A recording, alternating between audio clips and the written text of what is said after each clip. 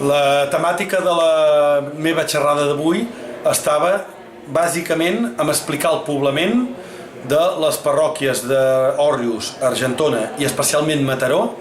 des de mitjans del segle XIV i durant tot el segle XV. Quan parlem de poblament, parlàvem de poblament dispers, o sigui masos, predominant Argentona i Òrrius durant tot el període, i de nucli urbà entorn de la parròquia, de l'església, el que s'entenia com a Sagrera, que de fet és el que a Mataró va resultar més important durant el segle XV, a diferència dels altres dos. Hem explicat una mica la importància que tenia els masos, la seva economia, el seu valor i el seu tamany, les hectàrees que tenia de mitjana cada mas, i ens hem extès una mica en parlar sobretot del nucli urbà de Mataró, de la gran quantitat de senyories que tenia, de com va ser aquest creixement,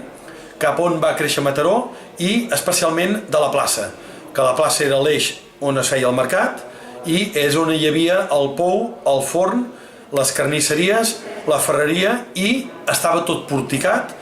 i a més tenia una gran porxada central, per tant era un espai realment comercial, que és el que va fer que Mataró creixés molt en població, que no passés la crisi del segle XV i que entrés a l'edat moderna amb una posició molt avantatjada per ser la gran ciutat que va ser a inicis del segle XVIII.